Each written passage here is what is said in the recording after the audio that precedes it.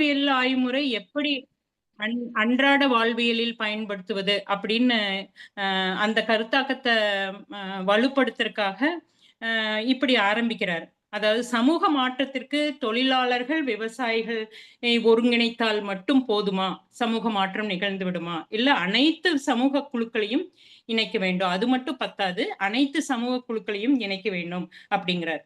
அப்படி சொல்லும்போது அவர் இலங்கையில் நடந்த ஒரு உதாரணத்தை சொல்லி விளக்குகிறார். இலங்கையில் சாதி எதிர்ப்பு போராட்டம் நடைபெறுகிறது. அதில் கட்சிக்கு அப்பாற்பட்ட தோழர்களும் மிக முக்கியமான பங்களிப்பை அளித்திருக்கிறாங்க. அதனால அவர்களுடைய பங்களிப்பையும் அங்கீகரிக்கப்படுற மாதிரி வரலாறு எழுதினாதான் அது ஒரு முழுமையான வரலாறாக இருக்கும்னு தோழர் மணியம் அவர்களின் அறிவுரையின்படி அந்த வரலாறு எழுத முற்படுகிறாங்க. இதை வலியுறுத்திய ஆசிரியர் என்ன சொல்றாருன்னா, உண்மையான விடுதலை சமூகம் அப்படிங்கிறது என்ன? அதுக்காக இரட்டை தேசிய கடமையை எடுத்துரைக்கிறார். அப்படி சொல்லும்போது என்ன சொல்றாரு அப்படின்னா, பண்ணை அடிமைத்தனத்தை முறியடிக்க, நிலப்பிரபுத்துவத்தை தகர்க்க, காலனி ஆதிக்கத்தை முறியடிப்பது, அதனுடன் ஒடுக்கப்பட்ட மக்களின் விடுதலையும் சேர்ந்தால்தான் அது ஒரு முழுமையான விடுதலை அடைந்த தேசிய விடுதலையாக இருக்க முடியும் அப்படின்னு நினைக்கிறாரு. அந்த கருத்தாக்கத்தின் அடிப்படையில தான் அந்த இலங்கையில் நடந்த சாதி எதிர்ப்பு போராட்டம், அதனுடைய வரலாறு, அதை பத்தி எல்லாம் சொல்றாரு. இதுக்கப்புறம் இந்த கருத்துக்களை எல்லாம் எங்கிருந்து அவரு இன்னும் வலுப்படுத்துறதுக்காக உதாரணங்கள் எடுக்கிறாருன்னா, பாரதியின் மெய்ஞானத்திலிருந்து எடுக்கிறார். அப்படி சொல்லும்போது அவர் இடதுசாரி இயக்கத்தில் மிக நீண்ட காலமாக இருந்து கொண்டு இருப்பவர். கட்சியிலிருந்து வெளிவந்தாலும் அந்த கொள்கையின் அடிப்படையில் வாழ்வியல் முறையை அமைத்துக் கொண்டவர். அப்படி பாரதியினுடைய மெய்ஞானத்தை எதற்காக எடுக்கிறாருன்னா, ஒரு கருத்து இருக்குது. கம்யூனிஸ்டுகள் எப்பவுமே கடவுள் எதிர்ப்பாளர்களா இருப்பாங்க. அவங்க கோவில எல்லாம் தகர்ப்பாங்க அப்படின்னு ஒரு மக்களிடையே ஒரு பிரபலியமான கருத்து இருக்குது. ஆனா இவர் என்ன சொல்றாரு, பாரதி என்ன சொல்றாரு அப்படின்னா, மாகாளியின் துணையோடுதான் இந்த புரட்சியே நடக்கிறது அப்படின்னு சொல்றாருன்னு நம்ம ரவீந்திரநாத் சார் சொல்றாரு. அந்த மாதிரி ஒரு ரொம்ப புதுமையான கண்ணோட்டத்தில் புரட்சியை பார்த்ததற்காக, பாரதி புரட்சியை பார்த்ததற்காக இவர் பாரதியை எப்படி விளக்குறார் அப்படின்னா, அவர் ஒரு ஆன்மீக நாத்திகவாதி அப்படின்னு ரொம்ப துணிச்சலா பாரதியை வரையறுக்கிறார் நமது ஆசிரியர். இவ்வாறு சமூக மாற்றத்திற்கான கோட்பாட்டு வளர்ச்சியை விடுதலை தேசியம், கம்யூனிசம், பாரதி என்ற கருத்துக்களின் ஊடாக பயன்படுத்தியவர் நமது இயங்கவியல் ஆய்வுமுறையை திணை அரசியல் என்ற ஒரு புதியதொரு கோட்பாட்டின் மூலம் விவரிக்கிறார். இந்த சாதிகள் இந்து சமூகத்தில் தமிழ்நாட்டில் எவ்விதம் உருவாகின, சாதி மேலாண்மை ஆதிக்கம் வட இந்தியாவிலும் தென்னிந்தியாவிலும் எப்படி உருவாகியது, வட இந்தியாவில் சத்திரியர்கள் போரில் ஈடுபடுறாங்க, அவங்களுடைய மேலாண்மையை அங்கீகரிக்கணும், பிராமணர்கள் அங்கீகரிக்கணுங்கிறதுக்காக பிராமணர்களுக்கு நிலம் தர்றாங்க.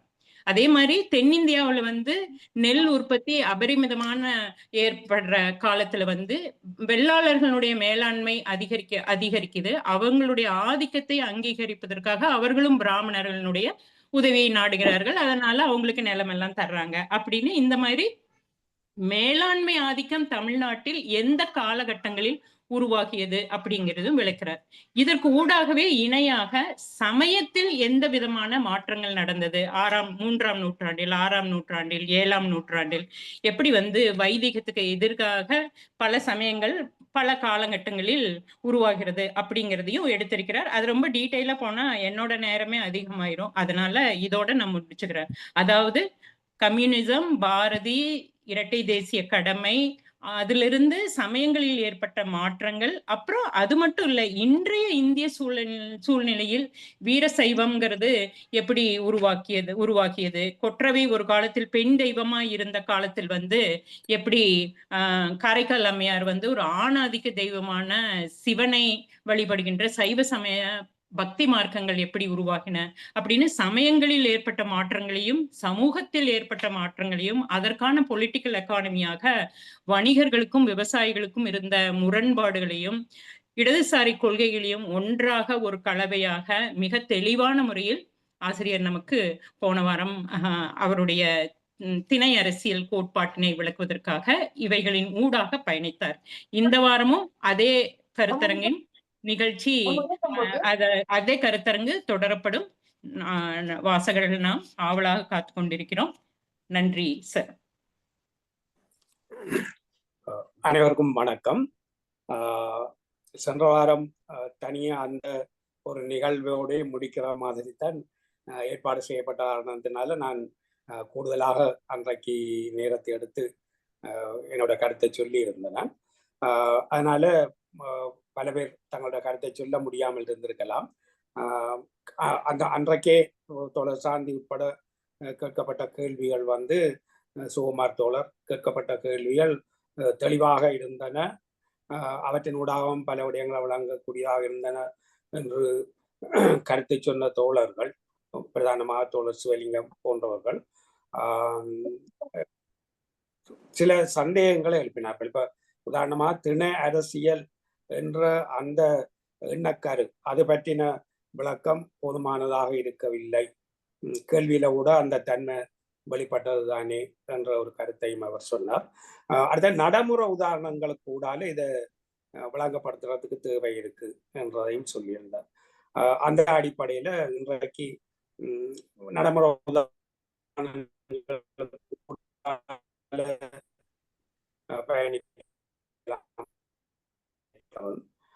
முதலாவது விடயம் ஓரியன்டலிசம். ஐரோப்பிய மையவாதமாகத்தான் நவீன வாழ்வியல், நவீன சிந்தனை முறை ஐரோப்பிய மையவாதமாக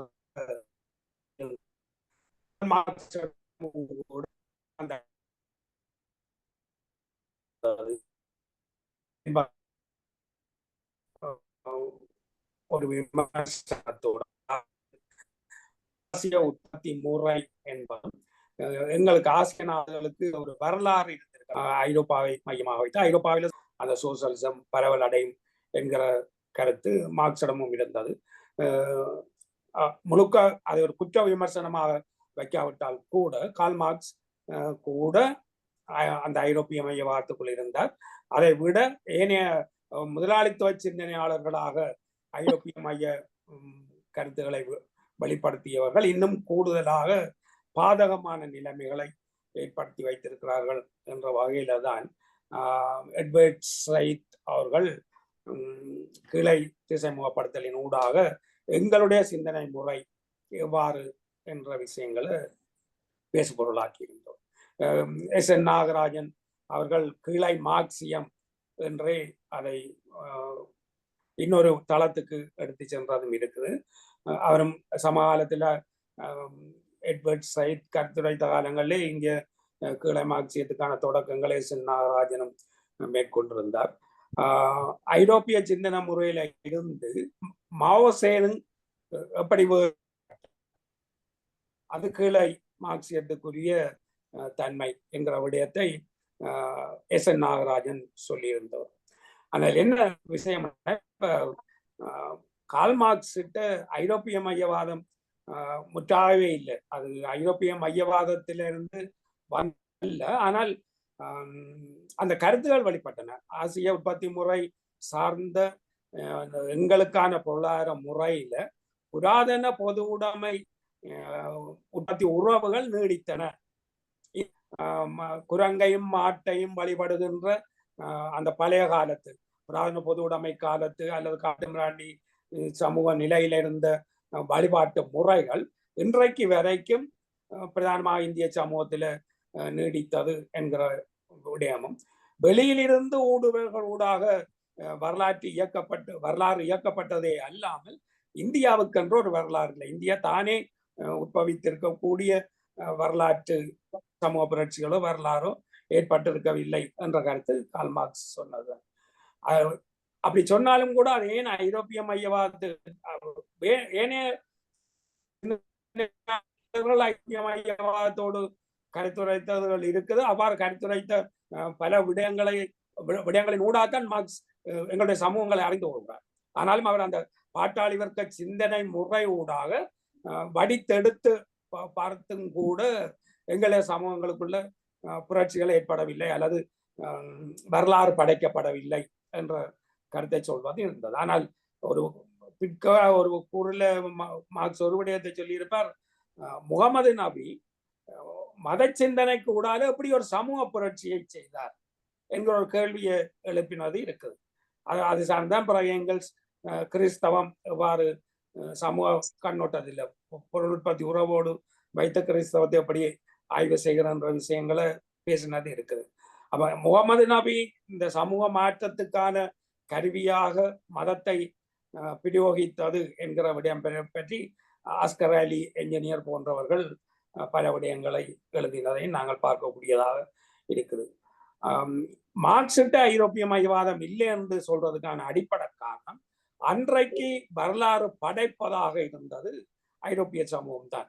17-18ஆம் நூற்றாண்டுகள்ல தொழிற்புரட்சி வேகமாக ஏற்பட்டு முழு உலகையும் அது மாற்றிய வேகத்தில் 19ஆம் நூற்றாண்டுக்கு வருகிற போது முழுக்க முழுக்க ஐரோப்பா ஒரு வீறு கொண்டு எழுந்து ஏற்படுத்தியிருக்கக்கூடிய இந்த வரலாறு படைத்தலோடு ஒப்பிடும் போது எங்களுடைய சமூகங்களில் இல்லை, இந்திய சீன அரபு சமூகங்களில் இல்லை என்பது போன்ற பார்வைகள் வந்தன. அதுக்கு ஒரு இறுதி மொகலாய சக்கரவர்த்தி என்ற நூல் ஒரு மிக முக்கியமான நூல். இந்த மாற்றம் இந்திய சமூகத்துக்குள்ள எப்படி ஏற்பட்டது என்பதை அதுக்கு முதல்ல அவ்வளவு தெளிவாக யாருமே காட்டவில்லை. என்றால் அவர் அந்த காலத்தினுடைய ஆவணங்கள் எல்லாத்தையும் நிறைய இடங்களுக்கு நேரடியாக சென்று அதுவரை வெளிவராத பல விடயங்களையும் தொகுத்தெடுத்து அந்த நூலை எழுதியிருந்தார். அதுல பிரதானமான விஷயம் என்னென்றால், இப்ப பாரதியோட ஒரு விஷயத்தை சொல்றார், இஸ்லாமியர்கள் இங்கு வந்தது ஆக்கிரமிப்பு அல்ல, அவர்கள் இந்திய சமூகத்தோடு கலந்து வாழ்ந்தவர்கள், அவர்களே இந்தியர்களாக மாறியவர்கள். ஆனால் பிரித்தானியர்கள் அவ்வாறு அல்ல, அவர்கள் வென்று அடக்கி எங்களுடைய சொத்துக்களை தங்களுடைய நாட்டுக்கு எடுத்து சென்றவர்களாக இருந்தார்கள். இஸ்லாமிய மன்னர்கள் யாரும் எங்களுடைய சொத்தை தங்களுடைய நாட்டுக்கு எடுத்து சென்றவர்கள் அல்ல, வந்தவர்கள் இங்கேயே ஆட்சியை செய்கிறவர்களாக இருந்தார்கள், இங்கேயே திருமணங்கள் செய்து இங்கேயே வாழ்கிற குடிமக்கள் வந்தார்கள். அவர்கள் எல்லோருமே இந்தியர்களாக வாழ்ந்தார்கள். இந்திய பண்பாட்டுக்குரிய வாழ்முறை அவர்களிடம் ஏற்பட்டது. ஆனால் ஐரோப்பியர்கள் அவ்வாறு இருக்கவில்லை. அவர்கள் இங்கே திருமண உறவை ஏற்படுத்தவும் இல்லை, இங்கிருந்து சொத்துக்களை அபகரித்து செல்வதிலும் ஒரு வேலையை மட்டுமே செய்தார்கள். சொத்து அபகரிப்பு நடந்தது. இஸ்லாமிய மன்னர்கள் தங்களுடைய நாடுகளுக்கு சொத்துக்களை எடுத்து செல்லவில்லை, இங்கே வாழ்ந்தார்கள் என்ற பக்கம் சரி.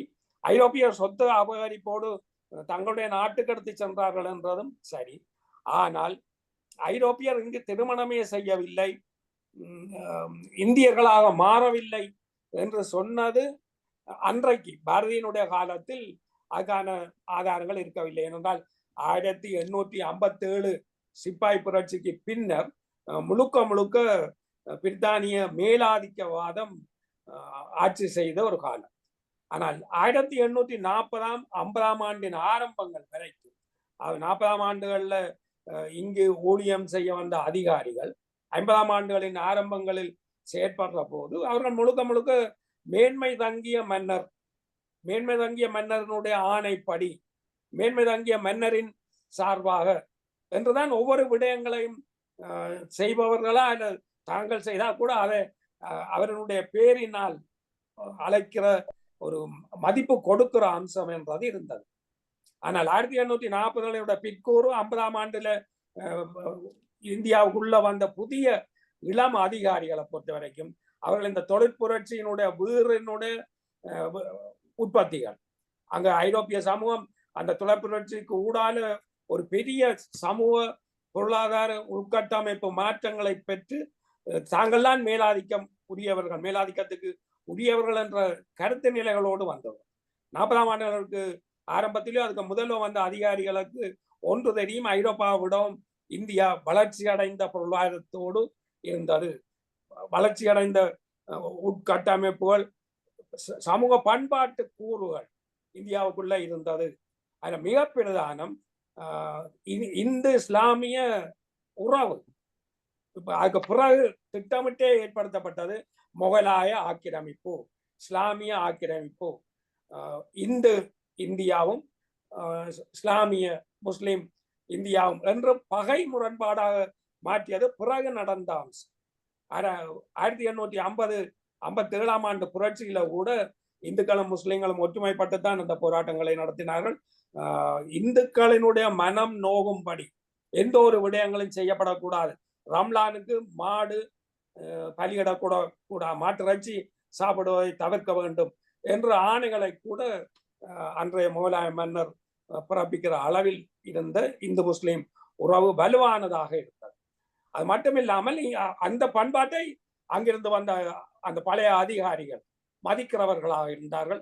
தாங்களே இந்து பிரித்தானியர், இஸ்லாமிய பிரித்தானியர் என்று ஆகினார்கள் என்ற விடயங்களை அவர் சொல்லியிருப்பார். அதுக்கு பிறகுதான் அது முற்றாக இல்லாமல் போகுது. இங்கு திருமண உறவை ஏற்படுத்தி அவர் தாங்களும் இந்தியர்களாக மாறுகிற அந்த அம்சம் 1850களினுடைய பிற்கூறுல இருந்து இல்லாமல் போகிறது. அதுக்கு முதல் வரைக்கும் அது இருந்தது என்கிற விடயம் அந்த நூலில பேசப்பட்டிருக்கிறது பார்க்கலாம். அந்த வகையில் 1848கள் மார்க்ஸ் பாட்டாளர்க புரட்சியை ஏற்பட தொடங்கின காலங்களில் ஐரோப்பிய சமூகத்தை பார்ப்பது என்பது அன்றைக்கு அங்கிருந்து வந்த அதிகாரிகள் இங்கு மாற்றம் பெற்றவர்களாக இருந்த அந்த தன்மையோடு பொருந்தக்கூடியது. அப்ப அந்த வகையில ஐரோப்பா தான் ஒரு மேன்மையான எல்லா வாழ்க்கைகளையும் தந்தது என்ற பார்வை அன்றைக்கு ஐரோப்பியர்களிடம் இருந்தது. அதனுடைய தொடர்ச்சி தான் முதலாவது சமூக மாற்ற புரட்சியே கிரேக்க ரோம் அடிமை புரட்சி என்று பார்ப்பது. பிறகு 1789 பிரான்சிய புரட்சி என்கிற அந்த பார்வை இருந்தது. அந்த பார்வைக்குரிய கூர்மையான வர்க்க போராட்டம் என்பது 1789 நடந்த அந்த முதலாளித்துவ ஜனநாயக புரட்சி என்பது மிகவும் வீறு பெற்ற ஒன்று. சில சொல்றார்கள் ருசிய அக்டோபர் புரட்சியை விடவும் மிக அதிக அளவும் முழு வெகுஜனங்களும் கலந்து கொண்ட புரட்சி எழுச்சி என்றது அந்த 1789 புரட்சி தான். அண்மையில தில்லை நடேசன் என்று வந்து எங்களுடைய நூலகத்தில் ஒரு கருத்தாடல் ஒரு சந்திப்பு நிகழ்வு ஒன்றுகளை சொல்ற போது அந்த விஷயத்தை சொன்னார். பிரான்சிய மக்களிடம் இன்றைக்கு வரைக்கும் ஒரு போராட்டம் என்று தொடங்கினால் முழு குடும்பங்களும் முழு மக்களும் ரோட்டில் இறங்கி போராடுவது என்பது இன்றைக்கு வரைக்கும் நீடிக்கிற அம்சம். அப்ப அக்டோபர் புரட்சியினுடைய சமூக முக்கியத்துவம், அரசியல் முக்கியத்துவம் இன்னொன்று, அது மிகவும் வீச்சானது, அது வேறு. ஆனால் அந்த முழு மக்களின் பங்களிப்பு என்கிற தன்மையில என்ன முதலாளித்துவ புரட்சி தேசிய புரட்சிக்கான அந்த குணாம்சம் ஒன்று இருக்குது. அது 1789 இருந்தது. அப்ப அன்றைக்கு இருந்து ஒரு பல கூர்மையான வர்க்க போராட்டங்களை நடத்திய சமூகத்துக்குள் பிறந்து வளர்ந்து வந்த கார்ல் மார்க்ஸ் பாட்டாளி வர்க்கம் தானே புரட்சிக்கான சமூக சக்தியாக வந்த சூழலில் பார்த்த விடயங்கள் வந்து குற்றம் சொல்லக்கூடியதல்ல. அது அன்றைக்குரிய இயங்கியல் பின்னணியில் வைத்து பார்க்க வேண்டிய விஷயம். அந்த வகையில் ஐரோப்பாவில தான் முதல்ல சோசலியத்துக்கான மாற்றம் நடக்கும் என்று அவர் கருதியது சரியாக இருந்தது. ஆனால் அந்த 1848 50களில் நடந்த பிரான்சிய உள்நாட்டு போர் தொடர்பான ஒரு நூல் மிகவும் முக்கியமானது. பிரான்சில் உள்நாட்டு போர் என்கிற அந்த நூல் மார்க்ஸ் இறந்த பிறகு 1890 அளவில் புதிய பதிப்பொன்று செய்யப்பட வேண்டியிருந்த போது ஏங்கல்ஸாக்கான முன்னுரை எழுதுகிற சந்தர்ப்பத்தில் ஒரு விஷயத்தை சொன்னார். வரலாறு எங்களையும் பொய்ப்பித்து விட்டது.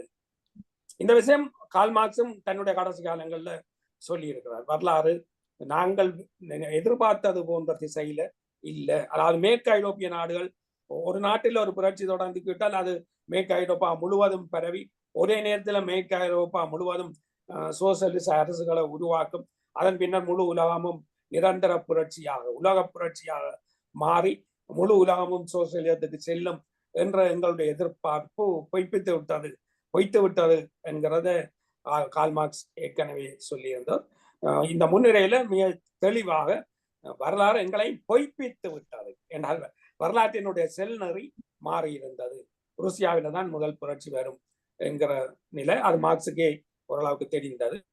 இருந்தாலும் கூட ருசியாவில புரட்சி வெடித்த பின்னராவது மேற்கு ஐரோப்பிய நாடு புரட்சியை நோக்கி செல்லும் என்கிற எதிர்பார்ப்பு அவர்களிடமும் இருந்தது. லெனினிடம் கூட இருந்தது. 1922 அளவில் இடதுசாரி கம்யூனிசம் இளம்பருவ கோளாறு என்கிற நூல் எழுதுகிற போது லெனின் ஒரு விஷயம் சொல்வார். ருசியா அக்டோபர் புரட்சியின் முக்கியத்துவம் மேற்கு ஐரோப்பிய நாடுகளில் புரட்சி ஏற்பட்டால் பின்னடைவுக்கு செல்லும். என்றால் அதை விடவும் வீச்சாக மேற்கு ஐரோப்பிய நாடுகளினுடைய சோசலிச கட்டமைப்பு வலுவானதாக வந்தது. அப்படி அது ஒரு வலுவான சோசியலிச கட்டமைப்பாக வந்தால் சோவியத்தினுடைய முக்கியத்துவம் குறையும் என்கிற விஷயத்தை லெனின் சொன்னவர். அந்த வகையில் அவர்கிட்ட அப்பவும் கூட அந்த எதிர்பார்ப்புகள் இருந்தது. ஆனால் அதை மீறி தனியொரு நாட்டில நாங்கள் முதல் சோசியலிசத்தை உருவாக்க முடியும், உருவாக்க வேண்டும் என்று அமைத்ததுதான் லெனினிசம் செய்த மிகப்பெரிய பங்களிப்பு. அதனால்தான் நான் இதற்கு முன்னர் சில இது போன்ற மெய்நிகர் சூம் மீட் கூட்டங்கள்ல ஒரு விஷயத்தை சொல்லியிருந்தான். இன்னும் ஒரு 10 வருடங்கள் இருந்திருந்தால் லெனின் இந்த விஷயத்தை வெளியில கொண்டு வந்திருப்பார். அதாவது இனி பாட்டாளி வர்க்க புரட்சி அல்ல உலக வரலாற்றை இயக்க போவது, விடுதலை தேசியங்கள், தேசிய விடுதலை போராட்டங்களுக்கு கூடால சோசியலிசத்தை நோக்கி செல்வதுதான் நடைமுறைக்கு வரும் என்ற விஷயத்தை சொல்லியிருப்பார் 10 வருஷங்களுக்கு பிறகு. என்றால் அந்த 30ஆம் ஆண்டுகள்ல சோவியத் கட்டமைப்பு வலுவானதாக வளர்கிறது. அது எந்த பொருளாதார நெருக்கடிகளுக்கும் உள்ளாகவில்லை. ஆனால் ஐரோப்பிய பொருளாதாரம், மேலத்தேச ஐரோப்பிய அமெரிக்க முதலாளித்துவ பொருளாதாரம் மிக பெரும் நெருக்கடிகளை அந்த 30ஆம் ஆண்டுகள்ல சந்தித்தது. அது மிகப்பெரிய இது. அண்மையில வந்து சில பொருளாதார நெருக்கடிகள் அல்லது அதை விடவும் கூடுதலான பொருளாதார நெருக்கடியாக அந்த 30ஆம் ஆண்டுகளினுடைய பொருளாதார நெருக்கடி. அவர்கள் அந்த நெருக்கடிகளுக்குள் இருக்கும்போது சோவியத் யூனியன் தெளிவாக தன்னுடைய சமூக அமைப்பை, பொருளாதாரத்தை வளர்த்தெடுத்து கொண்டிருந்த ஒரு காலகட்டம். அப்ப அப்படி இருக்கிற நேரத்தில் இனி மேற்கு ஐரோப்பிய என்றால் அந்த மாற்றத்தினூடால முதலாளித்துவ நாடுகள் ஒரு விஷயத்தை செய்தது, சோவியத் யூனியனும் வந்துவிட்டது. அப்ப மக்கள் நல அரசுகள் தொழிலாளர்களுக்கு சில சலுகைகளை வழங்குவது என்பது அதிகரித்து விட்டது. அப்ப அதுக்கு பிறகு பாட்டாளி வர்க்க புரட்சி ஐரோப்பால வரவும் இல்லை, இனி வராதென்றதும் வேற யாரையும் விட லெனின் கண்டறிந்து வெளிப்படுத்தி இருப்பார். ஏன்னா அந்த பார்வை தன்மை, அந்த குணாம்சம் ஏன் லெனினிடம் இருக்கிறது வந்திருக்கும் என்று எதிர்பார்க்கறதுக்கு நான் ஏற்கனவே அந்த காரணங்களை சொல்லியிருக்கேன். அப்ப அந்த வகையில மார்க்சிடம் இருந்தது ஐரோப்பிய மையவாதம் இல்லை. ஆனால் பின்னர் வந்த நாங்கள் இலங்கை, இந்தியா, ஆசிய நாடுகள்ல இயங்கிய, சீனா தவிர இயங்கிய எங்களிடம் ஒரு காலனித்துவ மனப்பாங்கோடு தான் நாங்கள் மார்க்சியத்தை பார்த்தோம். சீனா மட்டும் அதுல விதிவிலக்காக இருந்து அது தனியாக பார்க்க வேண்டிய ஒரு அம்சம். பின்னுக்கு அதை பற்றி ஒரு சிறிய அளவிலாவது சொல்ல வேண்டிய தேவை இருக்கும். மாவோ சேதுங் முழுக்க சீன விவசாய நிலையில இருந்து கொண்டு புரட்சியை பார்க்கிறவராக இருந்தவர். 22ஆம் ஆண்டுகள் நம்ம அந்த மார்க்சிய கட்சி சீனாவில் உருவாகிற போதும் மாவோ சேதுங்கும் அதுல அந்த தொடக்கி வைத்தவர்கள் ஒருவர். ஆனால் அவரோடவும் படிப்பறிவில் கூடியவர்களும் மார்க்சிய ஐரோப்பா மொழிகளிலேயே மார்க்சியத்தை கற்றறிந்தவர்களும் நிறைய பேர் இருந்தார்கள். அவர் பாட்டாளி வர்க்க புரட்சியை பற்றி தொடர்ந்து நினைத்து கொண்டிருந்த போது 30ஆம் ஆண்டுகளுக்கு வருகிற நிலையில பாட்டாளி வர்க்க புரட்சியும் நகரங்கள்ல சமூக மாற்றம் முன்னர் தொடங்குவது என்ற ஐரோப்பிய முறை எங்களுக்கு பொருத்தமற்றது. நாங்கள் விவசாயிகளை அணிதிரட்டவும், கிராமங்களுக்கு செல்வோம் என்கிற முழுக்க சீனாவுக்கான ஒரு சிந்தனை முறையை மார்க்சியத்தை உள்வாங்கி கொண்டு வெளிப்படுத்துகிற தன்மை மாவோவிடம் வந்திருந்தது. ஆனால் இந்தியாவை பொறுத்த வரைக்கும் சீனாவை விட இந்தியாவில் தொழிலாளி வர்க்கம் ஓரளவுக்கு வளர்ந்த நிலை இருந்தது. பெரும்பான்மை சீனாவினோட தொகையோடு ஒப்பிட்டாலும் அது தொடக்கமே இல்லை என்று சொல்லக்கூடிய அளவில் தொழிலாளி வர்க்கம் அங்கு மிக பலவீனமானது. ஆனால் இந்தியாவில் ஒரு பலமான தொழிலாளி வர்க்கம் இருந்தது. தொகையிலே, மக்கள் தொகையிலேயும் அதிகமாக இருந்தது சீனாவோட ஒப்பிட்டால். அந்த வகையில் அந்த தொழிலாளர்கள் மத்தியிலான வேலைக்கு கூடுதல் முன்னுரிமை கொடுக்க வேண்டிய தேவையும் இருந்தது. அது சார்ந்து அந்த தொழிலாளி வர்க்கம், அந்த தொழிலாளி வர்க்க புரட்சி, தொழிலாளி வர்க்க சிந்தனை என்றதுக்குள்ளதான் இந்திய மார்க்சியர்கள் சென்றார்கள். சீனாவில அப்படி இல்லை. கொஞ்சம் பேருட தலைமைகள்ல இருந்த மிக பெரும்பான்மையானவரிடம் அப்படி இருந்தாலும் கூட மாவோ சேதுங் அதுக்கு மாறாக விவசாயிகளை அணிதிரட்டுவது, கிராமங்களை வென்றெடுப்பதனூடாக நகரங்களை சுற்றி வளைப்பது என்கிற ஒரு கோட்பாட்டை வைக்கக்கூடியதாக இருந்தது. 1935ஆம் ஆண்டுகளுக்கு வருகிற போது லட்சக்கணக்கான கம்யூனிஸ்ட் போராளிகள், தோழர்கள் கொல்லப்பட்டார். கோமிண்டாங் இராணுவத்தால கொல்லப்பட்டார். அப்படி கொல்லப்பட்ட பிறகுதான் மிச்சம் மீதியான மற்ற கம்யூனிஸ்ட் தலைவர்கள் தொழிலாளி வர்க்க புரட்சிக்கு நாங்கள் இங்கிருந்து சாவதை விட மாவோ சொன்ன மாதிரி கிராமங்களுக்கு செல்வோம் என்று மாவோவினுடைய தலைமை ஏற்கிறவர்களாக இருந்தார்கள்.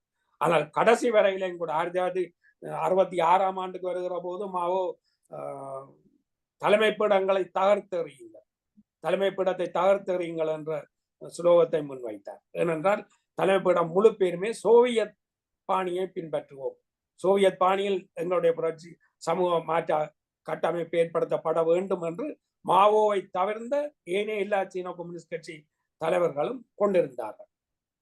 ஆனால் பிறகு தவிர்க்க இயலாது, மாவோவினுடைய தலைமை ஏற்கொண்டு வந்தாலும் முழு அளவில் கோட்பாட்டு ரீதியாக மாறாவிட்டால் கூட மாவோவினுடைய நடைமுறைகளை ஏற்றுக்கொண்டார்கள். அதான் பிறகு கலாச்சார புரட்சி என்ற விஷயங்கள் வந்திருந்தன.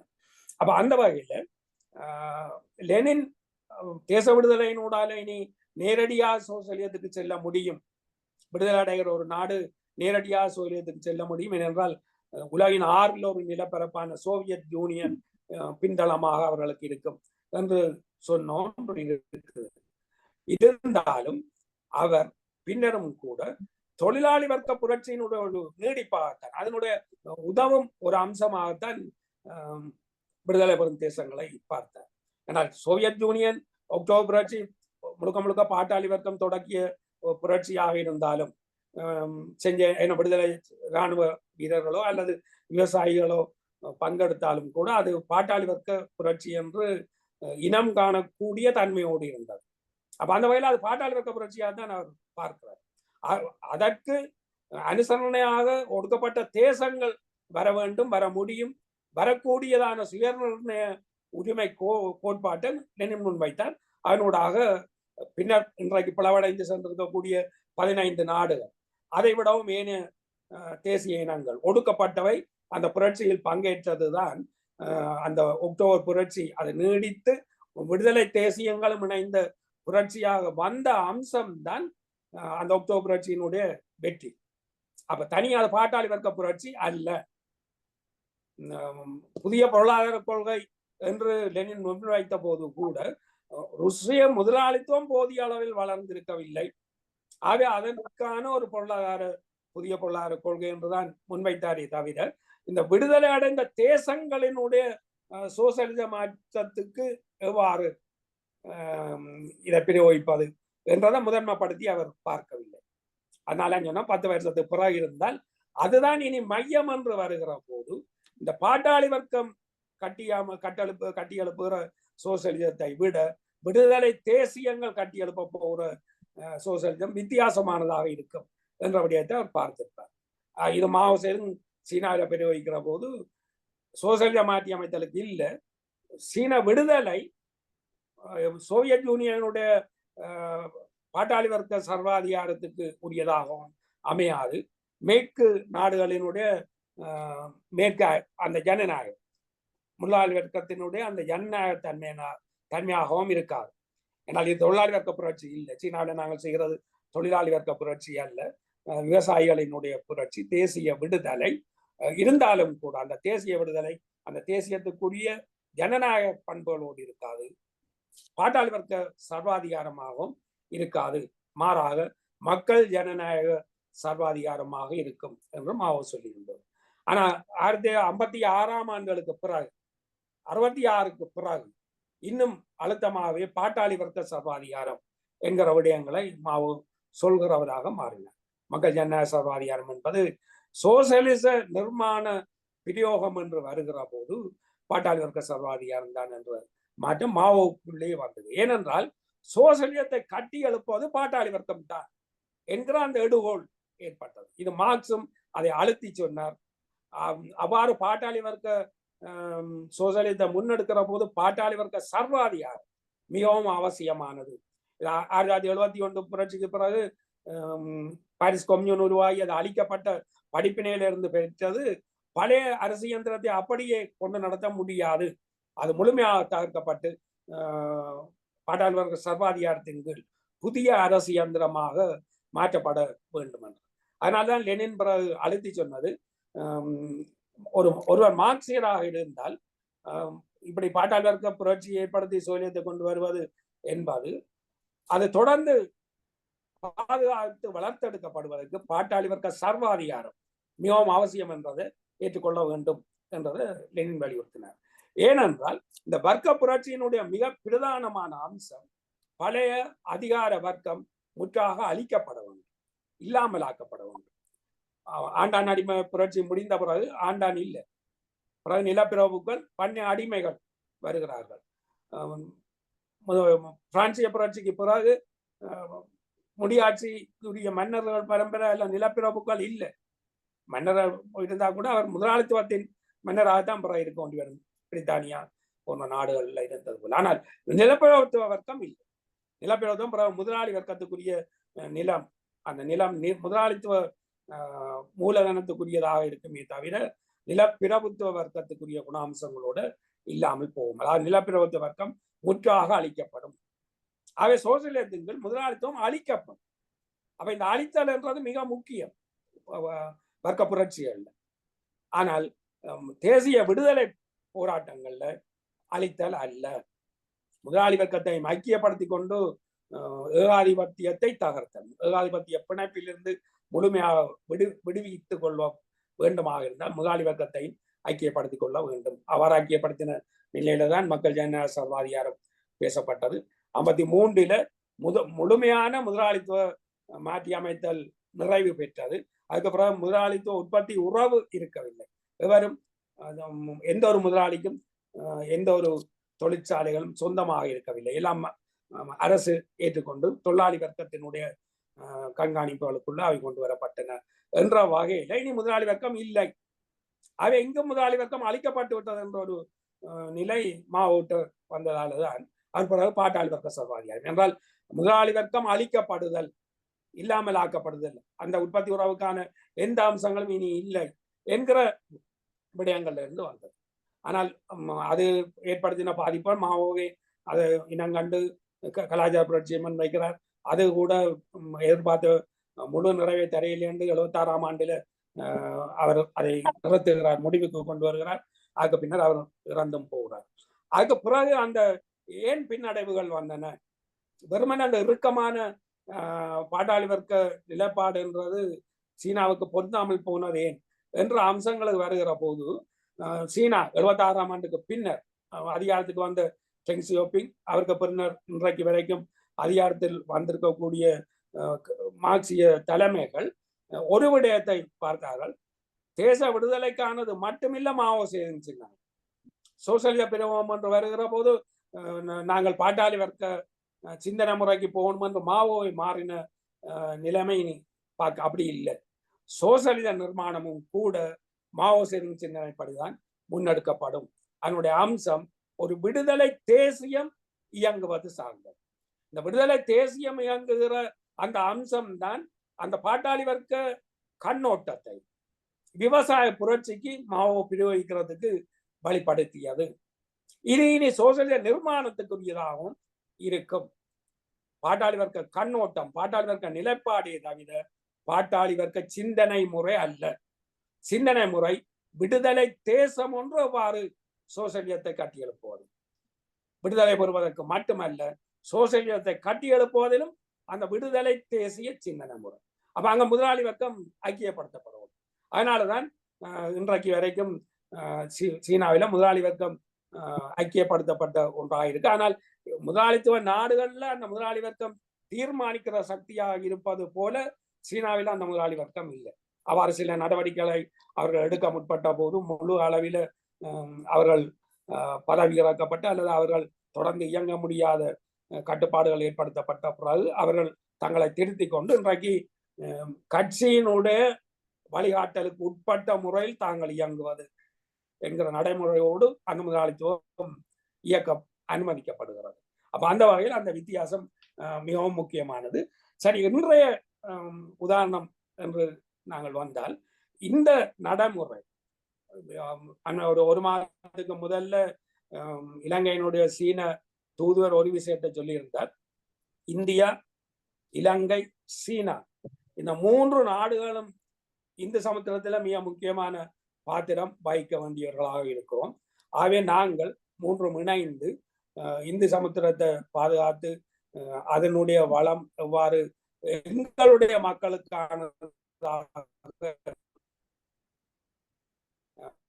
வர முடியும் என்றதுக்கான செயற்பாடுகளை கூடிய கேள்வி என்னென்றால், சீனாவும் இந்தியாவும் பக நாடுகளாகவே பார்க்கப்பட்டவை. அந்த சீனாவின் இப்ப இலங்கை விவகாரத்துல எங்கட மேலாதிக்க தமிழ் தேசிய அரசியல் ஞானிகள் எல்லாம் சொல்றது, இந்தியா கொஞ்சம் கவனமா இருங்கோ, நீங்க கொஞ்சம் கவனிக்க தவறால சீனா இடைக்குள்ள எல்லாம் வந்து நுழைய பார்க்குது, இப்படி சீனாவை நுழைய விடாதையும் கொண்டெல்லாம் எங்களுக்கு ஈழமெடுத்து தாரத்துக்கு சீனாவை பூச்சாண்டி காட்டுற நிலை எங்களுடைய ஆக்கள் இருக்கு. ஆனா உண்மை என்னவென்றால், சீனாவும் இந்தியாவும் இணைந்து செயற்படுவோம் என்ற விஷயத்தை அவர் சொல்றார். இது அவர் கண்டுபிடிச்ச விஷயம் இல்லை. ஏற்கனவே சீனாவும் இந்தியாவும் அவ்வாறான செயற்பாடுகளில் இயங்க தொடங்கிவிட்டார்கள்.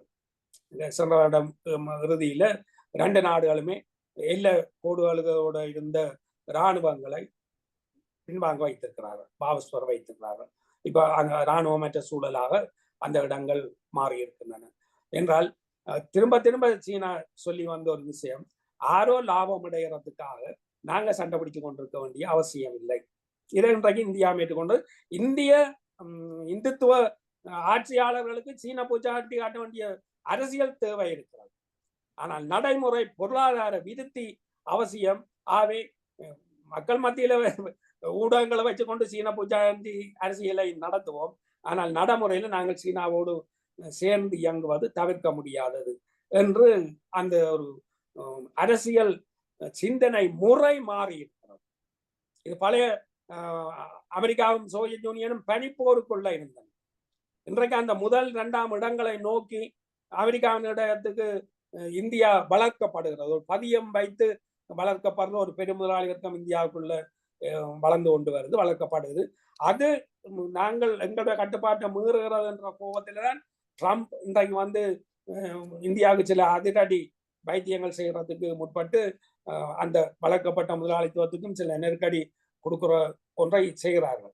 ஆனால் அவர்களுக்கு ஒன்று தெரியும், இப்ப அண்மையில இந்திய பிரதமர் அமெரிக்காவுக்கு போன போது முந்திய வரவேற்புகள் அளிக்கப்படவில்லை, ஒரு வகையில் அவமானப்படுத்தப்பட்டார் என்ற மாதிரி எல்லாம் விஷயங்கள் ஊடகங்களே பேசுகிற விடயங்கள் இருந்தது.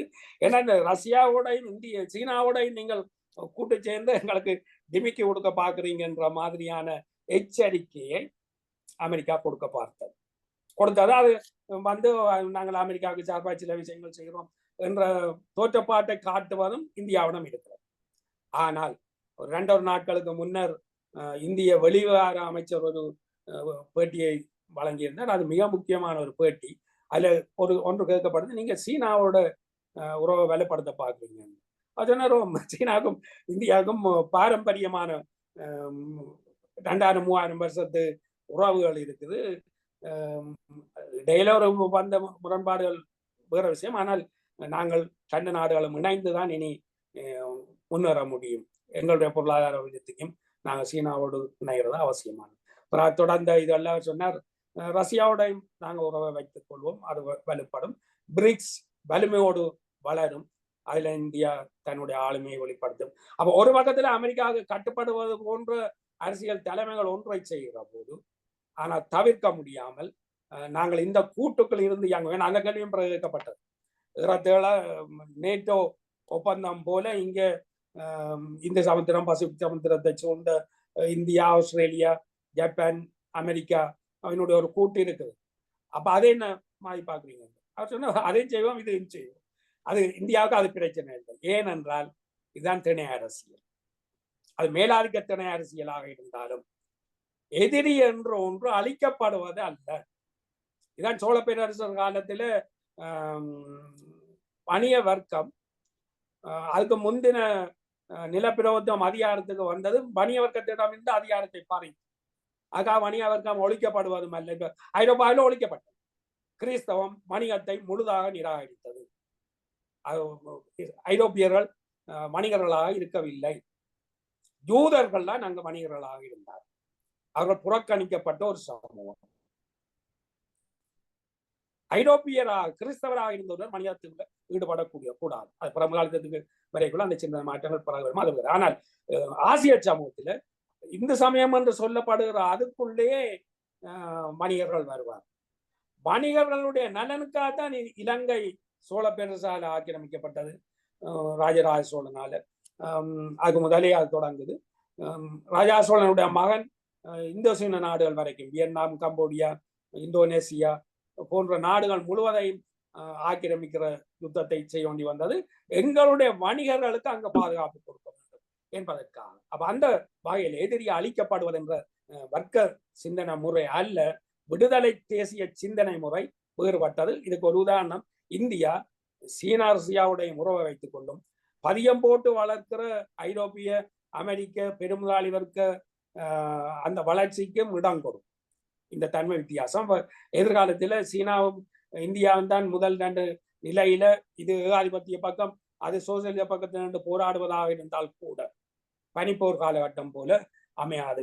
அப்ப இந்த சூழல்ல தான் நான் ஒரு விடயத்தை இப்ப எழுதி கொண்டிருக்கிற ஒரு இது நினைச்சுன்னா, உலகமயமாதல் என்று தாராளவாத பொருளாதாரம், திறந்த பொருளாதாரம், சுயசார்பு பொருளாதாரத்தை இல்லாமல் ஆக்குதல், ஏகாதிபத்திய நாடுகளுக்கு நாட்டை திறந்து விடல் என்றதை முதல்ல ஏற்றுக்கொண்ட ஒரு நாடு இலங்கை. 1977 அதிகாரத்துக்கு வந்த யுஎன்பி அரசாங்கம் அன்றைய ஒற்றை மைய உலகமாக 90களில் இருந்து இயங்க தொடங்கின அந்த ஒற்றை மைய உலக ஒழுங்குக்கு அன்றைய புதிய உலக ஒழுங்குக்கு முதல்ல மாறின ஒரு நாடு இலங்கை. இன்றைக்கு இந்த புதிய உலக ஒழுங்கு அந்த பழைய ஒற்றை மையம் இல்லாமல் போய் பன்மைத்துவ நாடுகளினுடைய ஊடாட்டம், தேசங்களுக்கு இடையில் சமத்துவம் ஏற்படுகின்ற அந்த விடுதலை தேசியம் நோக்கி செல்கிற ஒரு மாற்றம், வரலாற்று மாற்றம் ஏற்கனவே தொடங்கிவிட்டது. சென்ற வருடத்தினுடைய இறுதி கட்டத்தில் எப்படி 80ஆம் ஆண்டுகளுக்கு ஒரு மாறுநிலை காலம் வந்து 90களினுடைய ஒற்றை மைய உலக ஒழுங்குக்கு முன்னோடியாக இலங்கை இருந்ததோ, அதுபோல இப்போது ஏற்பட்டு விட்ட இந்த மாறுநிலை காலம் ஒரு 6-7 வருஷங்களுக்கு மேல நீடித்து கொண்டு வந்தது. அது இப்போது முடிவுக்கு வந்து விட்டது. இப்போது புதிய உலக ஒழுங்கு, இதுல இந்தியா, சீனா, ரஷ்யா எல்லாமே கூட்டாக இயங்கும். அதே நேரம் ஏகாதிபத்தியம் தங்களுக்கு முண்டு கொடுக்க சொல்லி இந்தியாவை வளர்க்க முனைந்தால் அதையும் இந்தியா ஏற்றுக்கொள்ளும். ஆகவே பின்னர் வரப்போகிற ஏகாதிபத்தியத்துக்கும் சோசியலிசத்துக்குமான முரண்பாடு என்பது பழைய பனிப்போர் யுகமாக இருக்காது. இந்த சூழலில் ஏற்பட்ட எங்களுடைய மாற்றம், இந்த ஜேவிபி அரசு, ஜேபி அமைத்த கூட்டு தேசிய மக்கள் சக்தி என்பது நிலைத்திருக்க முடியுமா என்ற ஒரு கேள்வி எழுப்பப்பட்டது. 70களினுடைய சுயசார்பு பொருளாதாரத்தை நிலை மறுத்துத்தான் 80களில் தாராளவாத பொருளாதாரம், திறந்த பொருளாதாரம் வந்தது. இப்போது அது நிலை மறுக்கப்பட்டு தேசிய மக்கள் சக்தி ஒரு இடதுசாரி அரசாங்கத்தை ஏற்படுத்தி இருக்கிறது. எப்படி 70ஆம் ஆண்டுகள்ல ஒரு வலிமையான இடதுசாரி அரசாங்கம் இருந்து இலங்கை வரலாற்றிலேயே அந்நிய செலாவணி பிரச்சனை இல்லாமல், வெளிநாட்டு கடனை இல்லாமலாக்கின, கடைசி கட்டத்துக்கு அது இல்லாமலாக்கி ஒரு வலிமையான நாடாக இலங்கையை மாற்றி அமைக்க முடிந்தது. அது நிலைமறுக்கப்பட்டது. இடக்காலத்தில் நாங்கள் நாசப்பட்டு போனோம் என்றது வேற விஷயம். ஆனா இலங்கை வலிமையோடு இருந்த ஒரு காலம் அந்த இடதுசாரி அரசாங்கம் இருந்த 70ஆம் ஆண்டுகள். அப்ப அதன் நிலைமறுத்து வந்த இந்த பொருளாதார முறை இன்றைக்கு நிலை மறுக்கப்பட்டு ஒரு மக்கள் சக்தி இன்றைக்கு அதிகாரத்துக்கு வந்திருக்கிறது. இது நீடிக்கிறதுக்கான வாய்ப்பு, இதை குழப்பறது கண்டிப்பாக இருந்து கொண்டு, ஆனா அதை உடைச்சு கொண்டு நீடிக்க முடியும். ஏனென்றால் ஏற்பட்டிருக்கிற புதிய உலக ஒழுங்கு, டொலர் ஊடுருவி டொலர் எதையாவது குழப்ப முடியும் என்ற ஒழுங்கு இல்லை, அதுக்குரிய உலக ஒழுங்கு இல்லை. அது முடிவுக்கு வந்துவிட்டு பெட்ரோலிய டொலர் கூட்டோடு இருந்து எல்லா நாடுகளையும் தன்னுடைய ஆணைக்கு பணிய வைத்த தன்மை இனிமேல் நீடிக்க போவதில்லை. அந்த வகையில் இது நீடிக்கக்கூடியதாக இருக்கும். அப்ப இந்த சிந்தனை முறை சீனா கூட இது சீனாவுக்கான பிரத்யேக தன்மை என்றுதான் சொல்வார். ஒவ்வொரு மாற்றங்களும் அவருடைய அனுபவங்களினூடாக பெறப்பட்டவையாக இருக்கின்றன. இவ்வாறு செயற்படுவோம் ஏற்கனவே அறிந்த மார்க்சிய முறைமையில இல்ல அது பிழைக்குது என்றால் பிறகு அனுபவத்தின் ஊடாக உண்மையில இந்த திணை அரசியல்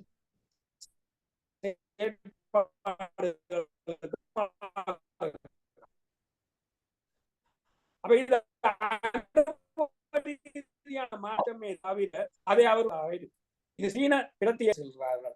அங்க முதலாளித்துவம் வந்து விட்டது, இது சோசியலிசம் அல்ல, சந்தை சோசியலிசம் என்றால் அது சோசியலிசம் அல்ல. ஏன்னா சந்தை முதலாளித்துவத்துக்குரியது, சோசியலிசம் திட்டமிட்ட பொருளாதாரத்தினூடாக கட்டமைக்கப்படுகிற சோசியலிசம் தான் பாட்டாளி வர்க்கத்துக்கு உரியது என்கிற ஒரு வாய்ப்பாடு பழகி போனது. ஆனா ஒரு ஜப்பானிய கம்யூனிஸ்ட் தலைவர் சீனாவுக்கு போய் ஒரு அவர் ஒரு அரசியல் வகுப்பாகவே நடத்தின இது இன்றைக்கு தமிழ்லையும் வந்து பிரசுரமாக பாரதி புத்தகாலயம் போட்டிருந்தது. அதுல அவர் ஒரு விஷயத்தை சொன்னார், லெனின் தாமே இந்த சண்டை சோசலிசத்துக்குரிய தன்மைகள் வெளிப்பட்டால் புதிய பொருளாதார கொள்கைக்குள்ள அந்த அம்சங்கள் இருந்தன. ஆனால் ஆகையாத அந்த அனுபவவாதங்களுக்கு கூடானவா அடிப்படையான அம்சம் திணை அரசியல் என்கிற ஒரு, அதாவது வரலாறு மாறிவிட்டது.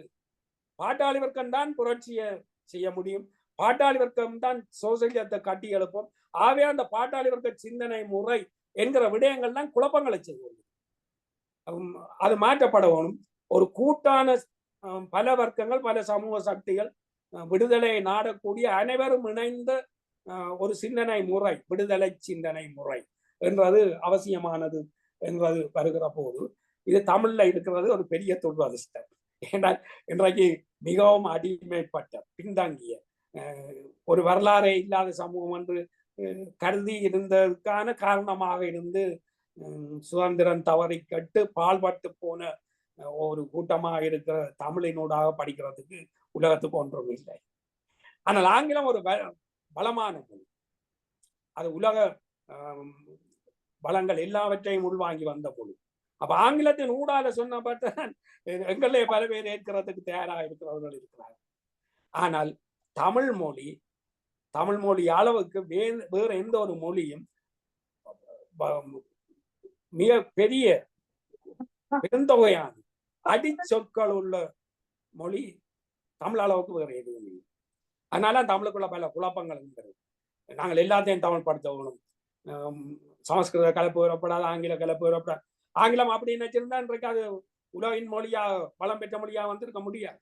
தமிழ் இன்றைக்கும் வாழ்கிறது என்றால் வந்ததையும் ஏற்றுக்கொண்டு எங்களுக்கான அந்த அடித்தளம், வலுவான அடித்தளம், வேர் சொல் என்றதையும் வச்சுக்கொண்டு இயங்குறது. இதுக்காக அதை விட இல்லாது அதை முழுக்க எடுத்து வேர் சொல் தன்மையை முழுக்க இழக்கவும் கூடாது. ரெண்டும் இணைந்து செல்கிற அந்த அம்சம். அப்ப இன்றைக்கு இந்த கூட்டு சிந்தனை முறை ஒரு வர்க்க சிந்தனையால் விடுதலை பெறக்கூடிய, மேலாதிக்கம் செய்கிற கூட்டு சமூகம், அதுல இருந்து விடுதலை பெறக்கூடிய கூட்டு சமூகத்தினுடைய சிந்தனை முறை என்று ஒன்றை சொல்வதாக இருந்தால் அதற்கான சொல் திணை. திணை என்றுதான் அதுக்கு நாங்கள் விளக்கம் சொல்ல முடியும். என்ன தமிழ் பாவப்பட்டிருந்தாலும் உலக மொழியில கொண்டு பேசப்படவனுமாக இருந்தால் திணை என்றுதான் பேசலாம். உலகத்திலே இந்த திணை மேலாதிக்கம் தான் கூட்டான இந்த வரலாற்று இயக்கத்தை காட்டியது. அந்த வரலாற்று இயக்கம் ஒவ்வொரு படிநிலையிலையும் சங்கம் அறிவிய காலத்துல வணிக சக்தி அதிகாரத்துக்கு வந்தாலும் சரி, அதை முறியடித்து கொண்டு பக்தி பேர் இயக்கம் அதிகாரத்துக்கு வந்தாலும் சரி, பாரதி நவீன சிந்தனை முறைக்கு பிரயோகித்த ஆன்மீக நாத்தியம் என்று வெளிப்படுத்தினாலும் சரி, அவை எல்லாமே தமிழின் ஊடாக சாத்தியப்பட்டது. பாரதி போல ஆன்மீக நாத்தியம் ஒன்றை முன்வைத்து முற்றிலும் நவீன சமூகத்துக்குரிய மார்க்சியத்தை போலவே அமையக்கூடிய ஒரு சிந்தனை முறை இந்தியாவின் வேறு எவரிடமும் இருக்கிறது. அது மிக முக்கியமானது. ஏனால் அவர் தமிழ் வரலாற்று, முழு இந்திய வரலாற்று இணைப்போடு கூடால சிந்தித்து புதிய சிந்தனைகளையும் படித்து, ஆனால் அந்த வசனங்களுக்குள் செல்லாமல் இந்திய சிந்தனை முறைக்குரிய முறைமையில் ஆன்மீக நாத்தியமாக வெளிப்படுத்திய ஒன்று. அந்த வகையில பாட்டாளி வர்க்கம் அமைக்க போகிற சோசியலிசம் அது முடிவுக்கு வந்துவிட்டது. இனி திணை அரசியலூடாக அமைக்கப்படுகிற சந்த சோசியலிசம் என்ற ஏற்கனவே அனுபவவாதங்களுக்கு ஊடால சீனா இயக்கி கொண்டு போகக்கூடியது. இறுதியாக எங்களுக்கான இயங்கியல், சரி இப்படி ஒரு திணை அரசியலுக்கான ஒரு இயங்கியல் இருந்தது என்றால் அது என்ன? ஆசீவகத்திடம் அவ்வாறு இருந்தது. மிகவும் பலமான ஒரு இயங்கியல் சிந்தனை ஆசீவகத்திடம் இருந்தது.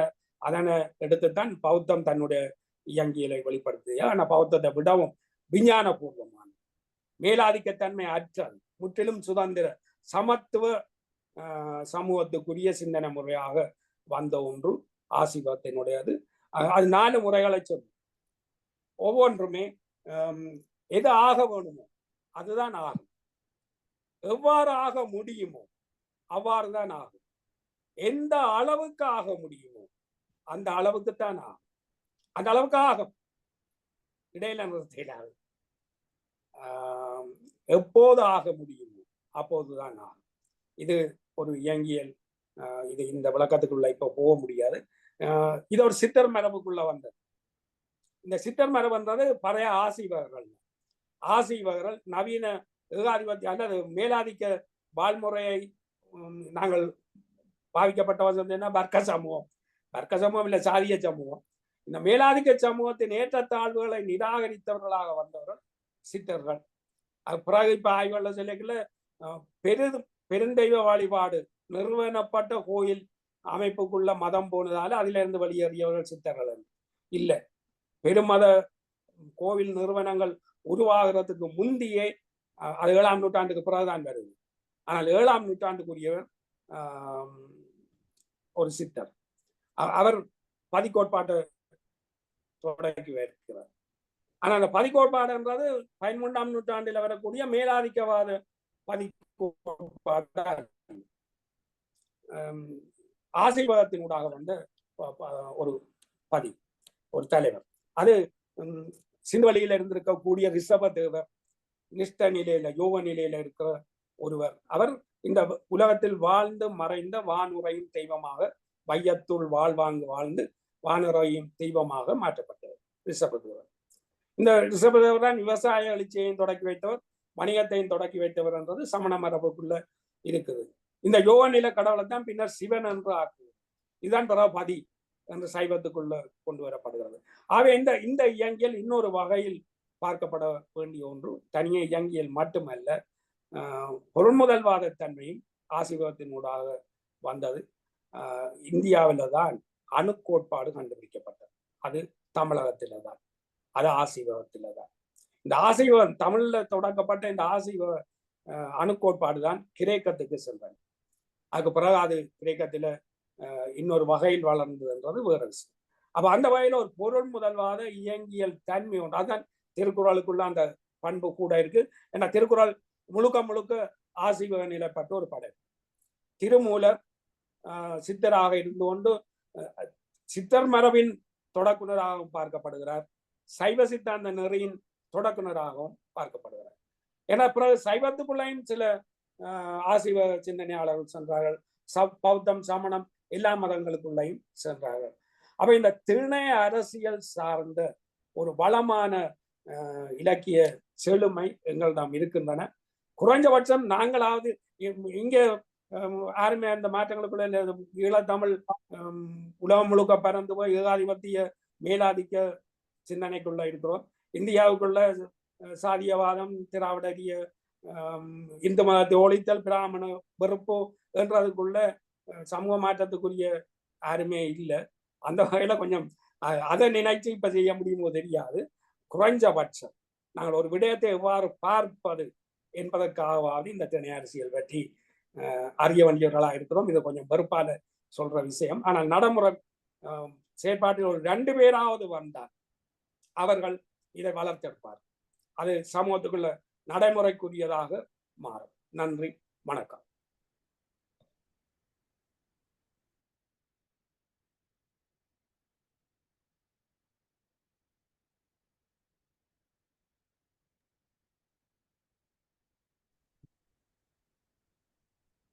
அருமோதோட ரவீந்திரன் சுகுமார் பேசுறேன். நல்ல இலங்கை எனக்கு அவ்வளோ இலங்கை இதை பத்தி அவ்வளோ எனக்கு டீட்டெயில் தெரியாது. இன்னைக்கு உங்க மூலியமா அதை ரொம்ப இதுவா தெரிஞ்சுங்க. நல்ல ஒரு பிரீஃப் எக்ஸ்பிளனேஷன் அது. ஆனா இது நீங்க அந்த ஏரியா அந்த நிலப்பிரபுத்துவத்தோட ஃபைட் அப்படின்றது அது எதிர்த்தான ஒரு புரட்சி போக்குன்றது 1545 ஆரம்பிச்சிருச்சு. அது ஜெர்மனியில் விவசாய புரட்சியில் ஆரம்பிச்சு அதுக்கப்புறம் அங்க மார்ட்டின் லூதர் கிறிஸ்துவத்துல கத்தோலிக்கிலேருந்து ப்ரோட்டஸ்டன்ட் ஆரம்பிச்சு டெவலப் பண்ணோன்னே அவருடைய ப்ராஜெக்ட் முடிஞ்சு போச்சு. ஆனா அதுல இருந்து கால்வின் அவன் எடுத்துட்டு அதை வளர்த்தான். ஆனா அதை வளர்த்தவங்க கடைசி யார் பண்ணாங்கன்னா முதலாளிகள், அவங்க நடுத்தர முதலாளிகள் அவங்க எடுத்துட்டு எங்க புரட்சியை நோக்கி தொழிலாளிகள் போயிடுவாங்கன்னு சொல்லிட்டு பல சலுகைகளை கொடுக்க ஆரம்பிச்சான். அதுலதான் அந்த சாசன இயக்கம் டைலூட் ஆச்சு. ஸோ அது ஒரு பார்ட். ஏன்னா இந்த நடுத்தர வர்க்கம் எப்பவுமே ஒரு சந்திரவாத நிலை எடுக்கும். அப்போ அந்த இது 2வது நடந்தது இந்த கால்வினிசம், இந்த இந்த பிரச்சனை பிரிட்டன்ல. அது அந்த கால்வினிசத்துல இந்த பிரிட்டன்ல நடந்தது முழுக்க முழுக்க முதலாளிகளுக்கு ஆதரவா இருந்தது விவசாயிகள். கடைசியில அடி வாங்கினது விவசாயிகள் தான். அதுல 3வது நீங்க சொன்ன மாதிரி அந்த பிரெஞ்சு புரட்சி. ஸோ அது கண்ணை திறந்தது. அதுல இருந்தா மார்க்ஸுக்கு எங்கல்ஸுக்கும் அங்க இருக்கிற அந்த விவசாயம் அந்த இது எப்படி நடத்தணும், அதுதான் முதலாளித்துவத்தின் 3வது எழுச்சி. அது அது அந்த மாதிரி நடக்கும்போது அது அவங்களுக்கு ஒரு கிளாரிபிகேஷன் கொடுத்து இப்போ நீங்க சொன்னதெல்லாம் நடந்தது. இது நீங்க சொன்ன அந்த 39ல அந்த 39ல அந்த இது இருந்தபோது பொருளாதார பிரச்சனை ஐரோப்பாவை தாக்கும் போதுதான் இந்த பிரச்சனை, இந்த பொருளாதார பிரச்சனையை எப்பவுமே முதலாளித்துவம் மதத்தை வச்சோ இனத்தை வச்சோ தான் அடிக்கோன்றது நமக்கு முன்னுதாரணம். அதுதான் நான் ஃபீல் பண்றேன். அதுதான் இன்னைக்கு நம்ம நாட்டிலையும், அதாவது இந்தியா போன்ற நாடுகள் முன்னாடி இலங்கையும் அதுல அடிபட்டது. நீங்க ஆரம்பத்துல ரொம்ப அழகா சொன்னீங்க. சீனா, இந்தியா, இலங்கை இதெல்லாம் சேர்ந்ததுன்னா எங்கேயோ போய் நிற்கும். இந்த இந்த சமுதாயத்தை எந்த ஒரு நாடாலையும் சமாளிக்க முடியாது. அவ்வளவு பெரிய வளர்ச்சி காணக்கூடிய ஒரு பகுதி இது. ஆனா இத ஆட்சியாளர்கள் சுரண்டலுக்கு விட்டுட்டாங்க. அது ரெண்டு காரணம். மாற்றத்துக்கு உண்டான காரணம் வெளியில இருந்தாலும், மாற்றத்துக்கு உண்டான அந்த உணர்ச்சி இருக்குல்ல, அடிப்படையா அகநிலையில இருக்கணும். இன்னும் அந்த ஸ்டேஜ் வரல. அதனால இந்தியா தத்தளிச்சுன்னு உக்காந்துட்டு இருக்கு. இன்னைக்கு நல்ல அந்த மாற்றத்துக்கு உண்டான அகநிலையில ஒரு மாற்றம் வந்திருக்கு. அந்த மாற்றம் வரும்னு எதிர்பார்க்கிறோம். அதுக்கு எவ்வளவு தூரம் நம்மளால முயற்சி எடுக்கிறது நம்ம பார்க்கணும். இதான் நான் இந்த இடத்துல, ஏன்னா நீங்க சொன்ன அந்த மாற்றத்துக்கு இது எங்க நடந்ததுன்னாக்க, ஃப்ரெட்ரிக் எங்கல்ஸ் சொல்றாரு ஒரு சின்ன புக்கில், வரலாற்றில் முதலாளியும் மதமும். அப்போ அவுட் அண்ட் அவுட் எப்படி மதத்தை வச்சு நிலப்பிரபுவம் எப்படி சமாளிக்குது, முதலாளித்துவம் தனக்கு தேவையும் போதெல்லாம் அந்த மதத்தை வச்சு தான் கதையை நடத்துது, மக்களை பிளவுவாதத்தில் கொண்டு வருது. ஸோ இது பண்ணும்போது இங்க இந்தியா துரதிருஷ்டவசமா இடதுசாரிகள் பலமா இல்லை. அதனால அவங்க இடதுசாரிகள் பலமா இருந்தாக்க அவங்களுக்கு வாய்ப்பு இருந்திருக்காது. ஆனா இடதுசாரிகள் போதுமான பலம் இல்லாததுனால அவங்களுடைய ஸ்தாபன பலம் வளரல. ஆதியிலேருந்து பார்த்துட்டான். எங்க இலங்கையும் இந்தியாவும் ஒரே மாதிரி தான் அடிபட்டுது சுதந்திர போற ஆரம்பத்துல. பகத்சிங்லேருந்து ஆரம்பிச்சு எல்லாரும் எங்க கம்யூனிஸ்ட் கட்சியோட அறிக்கையே ஜெயில அண்ணா உருவாச்சு, அப்படிதான் இருந்தது. அந்த மாதிரி ஒரு நிலைமை 52ல தான் இவங்கெல்லாம் வெளில வந்தாங்க. அதுக்கப்புறம் தான் ஒரு ப்ரோக்ராம்னு ஏதோ ஒன்று நடந்து அதுக்கப்புறம் நடந்தது.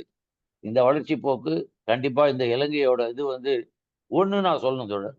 இப்போ நடந்திருக்கக்கூடிய ஆட்சி மாற்றம் இலங்கையில, அதை பத்தி சிறுக சிறுக இங்க இளைஞர்கள் பேச ஆரம்பிச்சிருக்காங்க. இந்தியால, சென்னையில குறிப்பா அது எப்படி அங்கெல்லாம் இலங்கை ஸ்ரீலங்கால நடந்ததுனாக்க இந்த நியோ லிபரலைசேஷனை புரிஞ்சுட்டாங்க, மாத்தினாங்க. நீங்க புரிஞ்சுக்க மாட்டேன்றீங்க, மாத்த மாட்டேன்றீங்க நான் சொன்னேன். நன்றி தோழர்.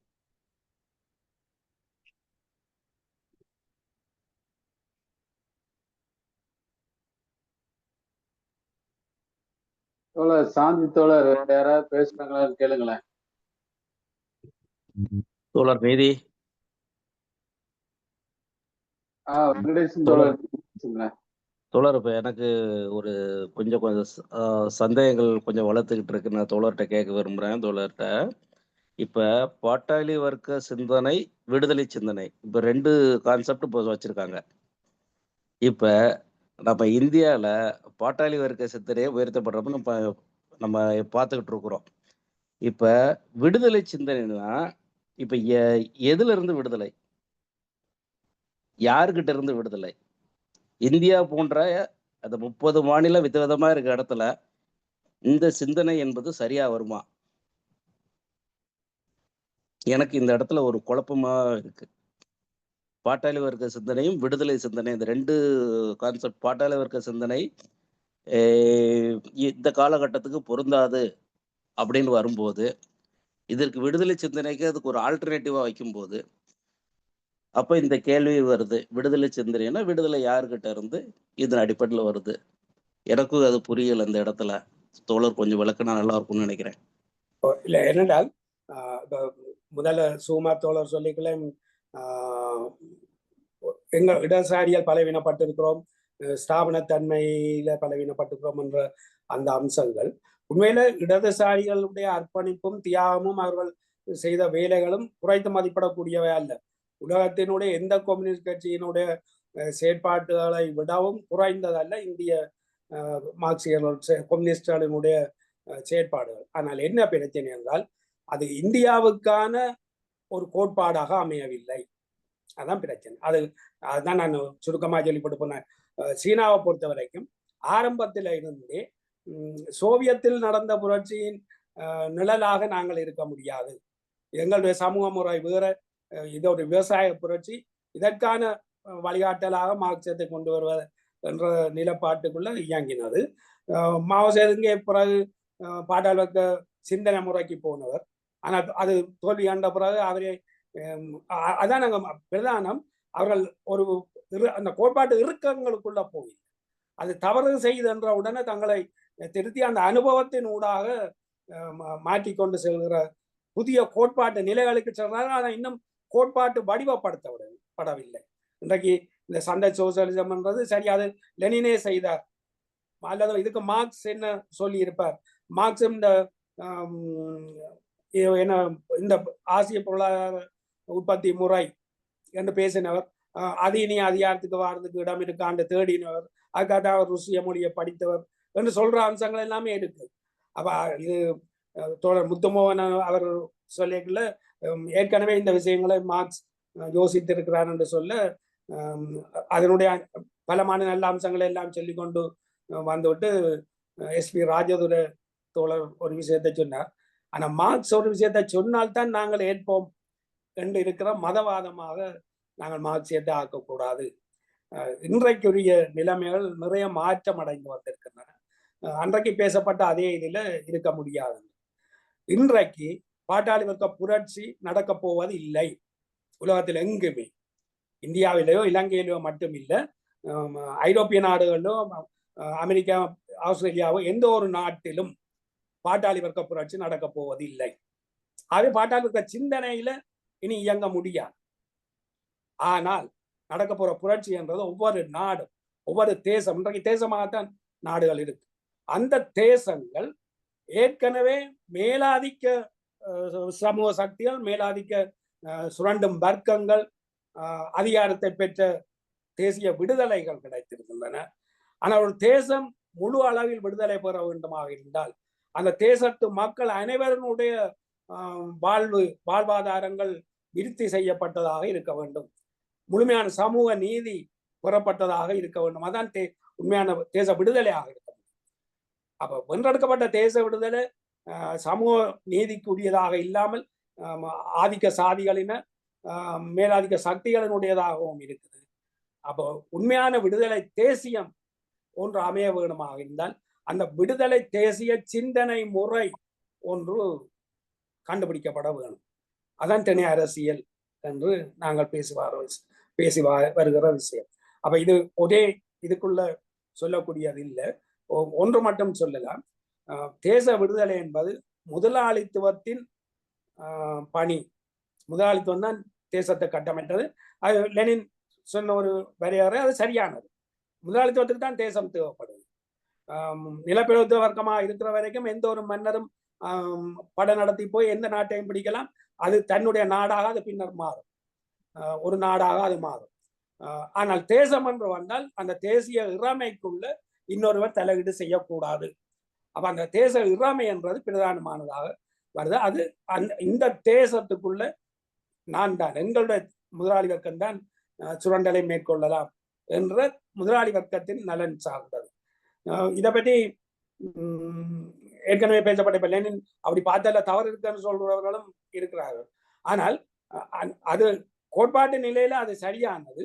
ஆனால் அதுக்கு பிரதான வரலாறு எங்க வருகிறது என்றால், அந்த தேசங்கள் முழுமையான விடுதலை தேசியங்களாக மாற வேண்டும் என்கிற போது அந்த முதலாளித்துவ கண்ணோட்டத்தை விலக்கி பாட்டாளி வர்க்க கண்ணோட்டத்தில், ஏன்னா பாட்டாளி வர்க்கம் மட்டும்தான் தன்னையே அழிக்கும் புரட்சியை செய்யும். அதான் பாட்டாளி வர்க்க புரட்சி. பாட்டாளி வர்க்க புரட்சியின் ஊடாக சமத்துவம் ஏற்பட்டு இறுதியில் வர்க்கங்கள் அனைத்தும் இல்லாமல் போகிறது, தன்னுடைய இருப்பையும் இல்லாமல் ஆக்குகிற ஒரு மாற்றத்தை செய்யக்கூடியது. அந்த பாட்டாளி வர்க்க கண்ணோட்டத்தில விடுதலை சிந்தனை முறை, ஏன்னா பாட்டாளி வர்க்க சிந்தனை என்று வந்தால் பாட்டாளி வர்க்க சர்வாதிகாரம் அவசியமானது, பழைய வர்க்கங்கள் அழிக்கப்பட வேண்டும் என்றது வர்க்க சிந்தனை, பாட்டாளி வர்க்க சிந்தனை. பாட்டாளி வர்க்க சிந்தனை அல்ல. ஆனால் பாட்டாளி வர்க்க கண்ணோட்டத்தில், உலக பார்வையை பாட்டாளி வர்க்க கண்ணோட்டத்தில் பார்த்து கொண்டு விடுதலை நோக்கி செயல் ஒழுங்குகளை எவ்வாறு கட்டமைப்பது என்கிற நடைமுறைகள்ல எதிரி அல்ல. அங்க பாட்டாளி வர்க்க சிந்தனை முறையில எதிரி வேறு, இங்கே எதிரி அல்ல. நாங்கள் அதான் சொல்றேன், இப்ப சோவியத் யூனியன் ஒரு எதிரியை பார்த்தது, அமெரிக்கா எதிரி.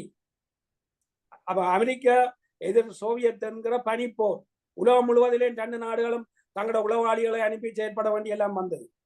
ஆனால் இப்ப நடக்க போறதா அல்ல.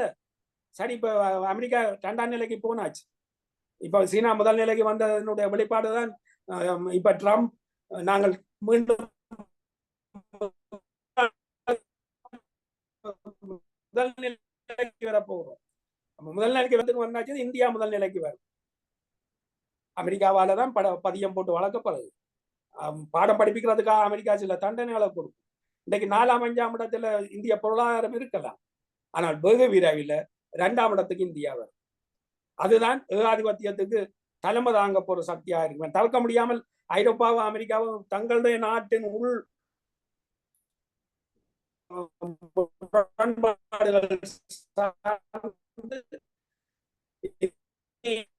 தங்களுடைய பொருளாதாரத்தை முதல் நிலைக்கு கொண்டு முடியாது. இந்தியாவுக்குள்ள சீனா அதை விடவும் திட்டமிட்டு கண்ணோட்டத்தில் விடுதலை தேசிய சிந்தனை முறையில இயங்கி கொண்டிருக்கு.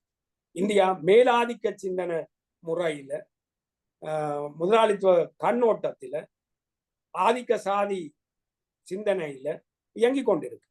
ஆக முதல் நிலைக்கு அவர்கள் வர முடியாது. ஆனால் ஏகாதிபத்திய திணை, ஐரோப்பா, அமெரிக்கா, ஆஸ்திரேலியா, கனடா கூட்டு அவர்கள் ஒரு திணையாக இணைந்திருக்கிறாங்க. அவர்கள் இன்றைக்கு இருக்கிற முரண்பாடு தற்காலிகமானது, ஆனால் அவர் ஒரு திணையாக இயங்குவார். அந்த திணைக்கு தேவைப்படுறது சீனாவினுடைய அதீத வளர்ச்சி, உலக நாடுகள் முழுவதும்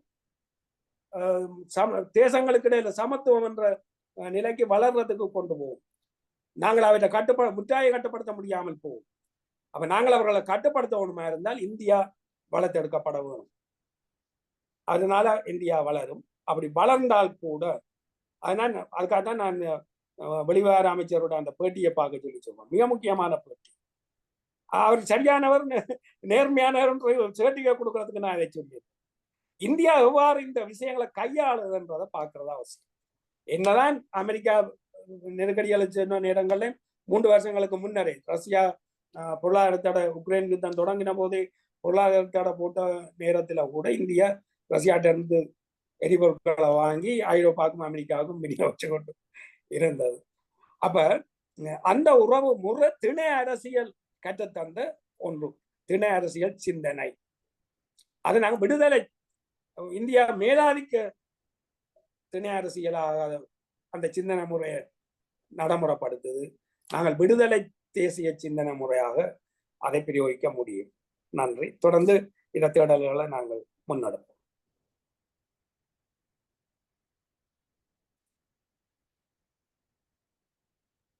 ஏனைய தோழர்கள்? ஆமா, தோழர்கள் கேள்வி இருந்தா கேட்கலாம். நம்ம நிகழ்வுடைய இறுதி கட்டத்துக்கு வந்துட்டோம், வேகமா முடிக்கணும். கேள்விகள் இருக்கிற தோழர்கள் கேள்வி கேட்டலாம். அப்ப தொடர் ஒரே ஒரு இது, இந்த விடுதலை தேசிய சிந்தனை என்பது ஒரு காம்ப்ரமைஸ்டு பாலிசியா எடுத்துக்கலாமா? இல்ல, அதைத்தான் நான் சொல்றேன். இப்ப சீனா சண்டை சோழியம் என்று சொல்லி எல்லாம் சொன்ன உடனே இது திரிவாதம் என்று பாக்குற இருக்குதானே.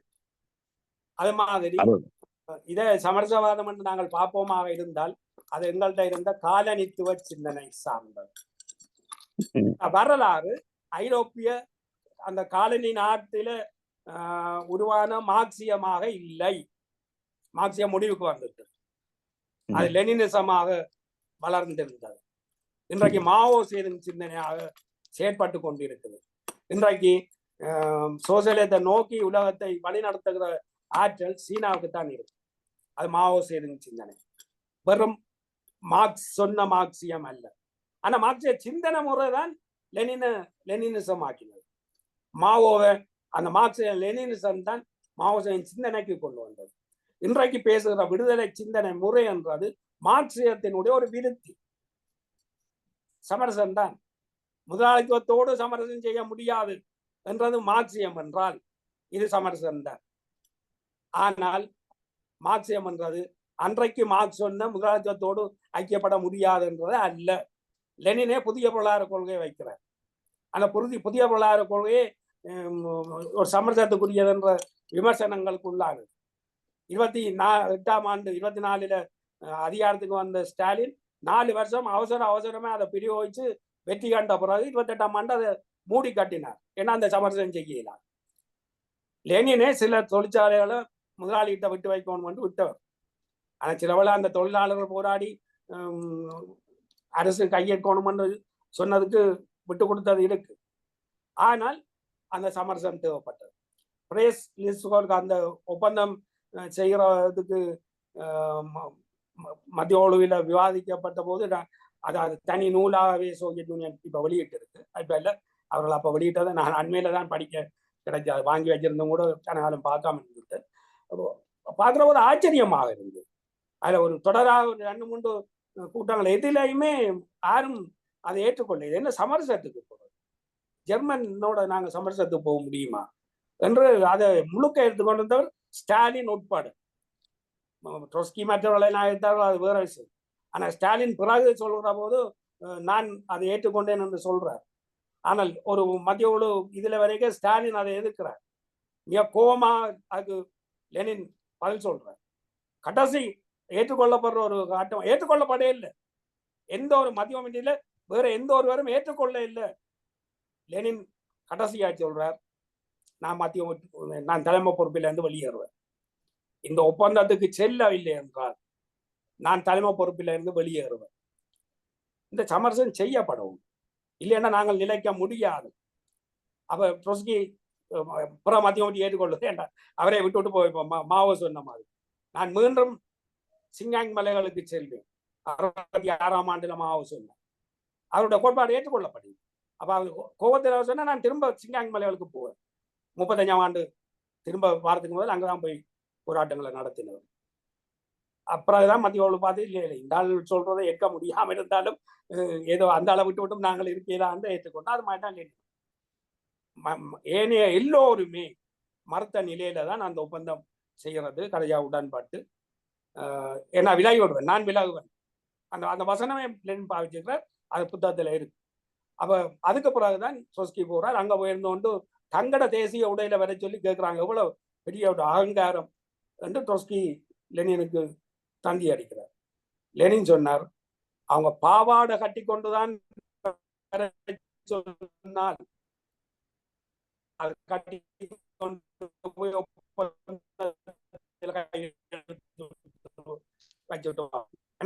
அதான் நடந்தது. 2-3 வருஷத்துக்குள்ளே ஜெர்மனியை விட சோவியத் பிறகு வேகமாக வளர முடிந்தது. அப்ப சமரசங்கள் என்றால் லெனின் இடதுசாரி கம்யூனிசம் இளம்பெருவ கோளாறுல மிக தெளிவாக அதான் இடதுசாரி கம்யூனிசம் இளம்பெருவ கோளாறுன்னு சொல்றதே அவர் சமரசங்களை முழுக்க மறுக்கிறது என்றதான் அது இறுக்கமான கம்யூனிஸ்ட்.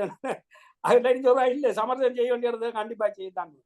ஒருவன் துப்பாக்கியோட வந்து நின்று உன்னுடைய எல்லாத்தையும் தாண்டு கேட்டால் நான் சமரசத்துக்கு போயிடலான்னு நான் சொல்ல முடியாது. அவன் கேட்கிற எல்லாத்தையும் கொடுக்கத்தான் போகணும். ஏன்னா இப்ப எனக்கு என்னுடைய உயிர் முக்கியம். கேட்கறத கொடுத்துட்டு நான் வாரது அந்த சமரசம் செய்யப்பட வேணும். இது லெனின் அந்த புத்தகத்திலேயே சொன்ன ஒரு விஷயம். ஆகவே இந்த சமரசங்களை முழுக்க நிராகரிக்கிறது மார்க்சியம் அல்ல. மார்க்சியம் வளர்ந்து கொண்டிருக்கிறது. வரலாறு அவர்களை பொய்ப்பித்ததை அவர்கள் ஏற்றுக்கொண்டார்கள். அவர்களுடைய நிலப்பாட்டிலேயே நாங்கள் இருப்போம் என்றால் ட்ரொட்ஸ்கி அப்படித்தான் நின்றவர். மார்க்ஸ் என்ன சொன்னாரோ அந்த நிரந்தர புரட்சி, உலக புரட்சி, அந்த கோட்பாட்டை மாற்ற முடியாது. இல்லை அதை மாற்ற இல்லை என்றால் மார்க்சியம் நிலைக்காது என்று லெனின் வளர்த்திருக்கார். ஆகவே சமரசங்கள் தவிர்க்க முடியாது. நன்றி. நன்றி தோழர், நன்றி. நம்ம நிறைவு பண்ணிட்டோம் தோழர்களே. அப்ப நான் நிறைவா பேசி முடிச்சுதான் நினைக்கிறேன். மணி என்ன ஏற்கனவே ரொம்ப லேட் ஆயிடுச்சு. தோழர்களே, அதாவது தோழர் புதிய சூழலுக்கான புதிய கருத்துக்கள், புதிய வழிகாட்டலுக்காக கடுமையாக உழைக்கிறார். இந்திய சமூகத்தை பொறுத்தவரை நடந்து முடிந்த தேசிய மார்க்சிஸ்ட் கம்யூனிஸ்ட் கட்சியினுடைய மாநாட்டில் கம்யூனிஸ்ட் கட்சியின் சொந்த பலத்தை பலப்படுத்துவோம். அதாவது இந்தியா கூட்டணி என்று காங்கிரஸ் தலைமையிலான தேர்தல் கூட்டணியை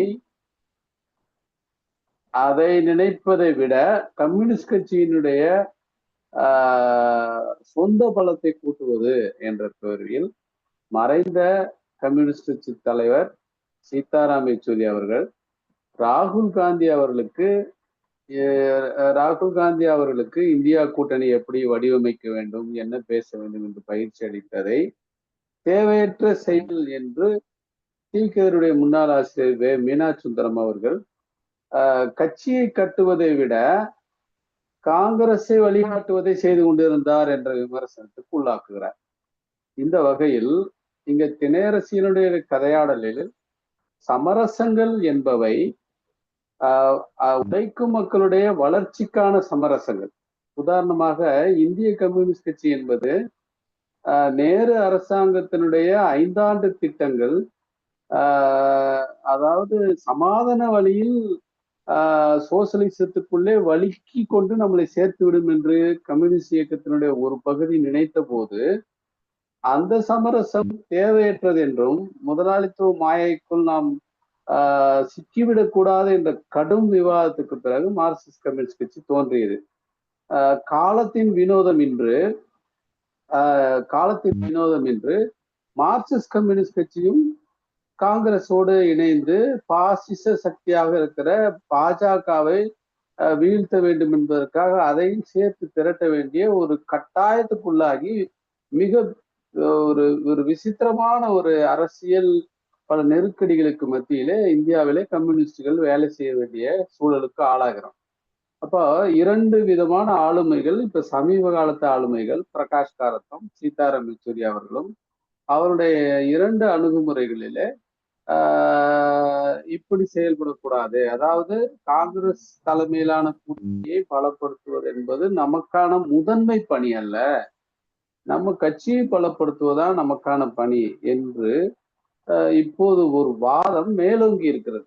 இப்ப அவரு பொதுச் செயலாளர் மறைந்த சூழலில் இப்போது பிரகாஷ் காரத் அவர்களும் வயது காரணமாக 75 வயதுக்கு நிறைவு பெற்றவர்கள் கட்சியின் மத்திய கமிட்டி தலைமை குழுவில் இருக்க முடியாது என்று அவர்கள் விதித்து கொண்ட அந்த அந்த வரம்புக்குட்பட்டு பிரகாஷ் காரத் அவர்களும் பணி ஓய்வு பெற்ற சூழலில் இப்போது இந்திய கம்யூனிஸ்ட் கட்சி இயக்கம் இங்க இருக்கு. இப்போது நாம் திணை அரசியல் சம்பந்தமான இந்த விவாதத்தில் புதிதாக எழுப்பி இருக்கின்ற ஏறத்தாழ 36 மத்திய கமிட்டி உறுப்பினர்கள் புதிதாக உருவாயிருக்கிறார்கள். பல அரங்குகளிலிருந்தும் ஒரு நிலை மறுப்பு என்பது, புதிய இளரத்தம் என்பது கட்சியில் புகுத்தப்பட்டிருக்கின்ற சூழத்தில் வெங்கடேசன் மாதிரி தோழர்கள் கேள்வி எழுப்பினார்கள், இது சமரசம் ஆகாதா. இந்த சூழலில் நான் தோழர் ரவீந்திரன் அவருடைய அவருடைய சமூக மாறுதலுக்கான மிகவும் அக்கறையான அவருடைய சிந்தனைகளை இந்திய சூழலுக்கு பொருத்துவது என்ற வேலையை செய்வதற்கான ஒரு ஒரு ஒரு அருமையான வாய்ப்பு எனக்கு அதிர்ஷ்டவசமாக கிடைக்கப்பெற்ற ஒரு தோழன் என்ற முறையில் நான் அவருடைய சாதி சமூக வரலாற்றில் வர்க்க போராட்டம் புத்தகத்தில் அவருடைய அடையாள அரசியல் சம்பந்தமான விவாதங்களை நான் இந்திய சூழலுக்கு பொருத்தும் போது, விடுதலை தேசியம் என்றால் ஒரு ஆண்ட பரம்பரை பேசுவது ஆதிக்க தேசியம் என்றும், விடுதலை தேசியம் என்றால் ஒரு தேசியத்திற்குள் புறக்கணிக்கப்பட்டவர்களுடைய பிரச்சனைகளை முதன்மை பிரச்சனையாக எடுத்துக்கொண்டு செயல்படுகிற தேசியவாதிகள் இருக்கின்ற ஒரு சமூகம் விடுதலை தேசிய சமூகம் என்றும், உதாரணமாக இந்திய சமூகத்தை பொறுத்த வரைக்கும் பழங்குடிகள், தலித்துகள், இன்னும் பிறர் சம்பந்தமான பிரச்சனைகளை ஒரு தமிழ் தேசிய சமூகத்துக்குள்ள இருக்கிற பிரச்சனைகளை முதன்மையாக எடுத்து அதை எடுத்துக்கொள்கிற தேசியத்தை நாம் விடுதலை தேசியம் என்று வரையறை செய்யலாம் என்றும், ஆண்ட பரம்பரை தமிழர்கள் முதல் மனிதர்கள் அவர்கள் அந்த மாதிரி ஒரு ஆண்ட பரம்பரை பேசுகிறவர்கள் இந்த ஒதுக்கப்பட்டவர்களுடைய பிரச்சனையை பேசுவதை தவிர்ப்பவர்கள் ஆதிக்க தேசியவாதிகள் என்றும் வரையறை செய்யலாம் என்று பதிப்புரையில் வரையறை செய்து அதற்கான ஒப்புதலையும் தோழர் ரவீந்திரன் அவர்களிடம் பெற்றேன். இங்கே தோழர் வெங்கடேசன் அவர்களிடம் நான் சொல்ல வருவது என்னவென்று சொன்னால், இலங்கை சமூகமும் இந்திய சமூகமும் சாதி சமூகம்தான், சிங்கள சமூகமும் சாதி சமூகம்தான். சாதி சமூகம் என்ற வகையில் மார்க்சிசம் செயல்படும் போது இங்கே இதற்கே உரிய சுய சிந்தனை என்பது மிக முக்கியமாக தேவைப்படுகிறது. காப்பி அடித்தல் பயன்படாது. அடிப்படை பாடங்கள் அதிமுக்கியமானவை. மார்க்சிசத்தினுடைய அடிப்படை பாடங்களில் அடித்தளமாக நின்று கொண்டு நம்மளுடைய போராட்ட அனுபவங்களை மக்களோடு விவாதித்து மக்களிடமிருந்து கற்றுக்கொண்டு நம்மளுடைய சுய சிந்தனையை அதை பொருத்தி வளர்க்கின்ற ஒரு மிகச்சிறந்த ஒரு அடையாளமாகத்தான் தோழர் ரவீந்திரன் அவருடைய திணை அரசியல் இருப்பதாக நான் உணர்கிறேன். அந்த வகையில் இன்று நம்மளுடைய இந்த இரண்டாம் பகுதியும் மிகவும் பொருத்தமானதாகவே இந்த உரையாடல் நிகழ்ந்திருப்பதாக நான் நினைக்கிறேன்.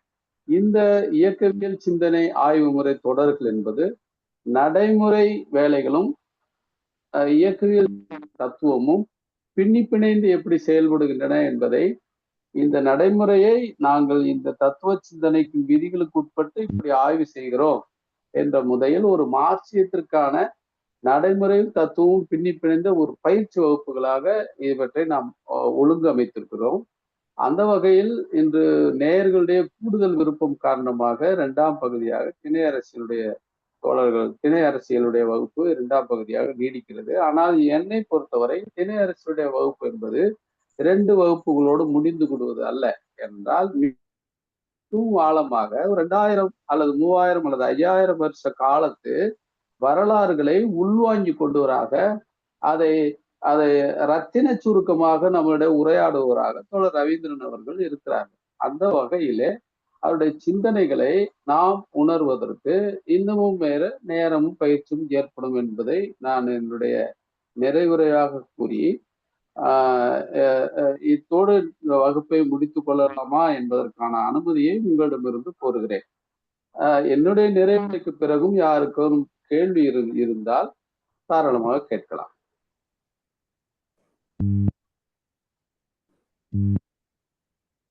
அதாவது 1 மணி நேரத்தில் நாம் கூட்டத்தை பொதுவாக முடித்துக் கொள்வோம்.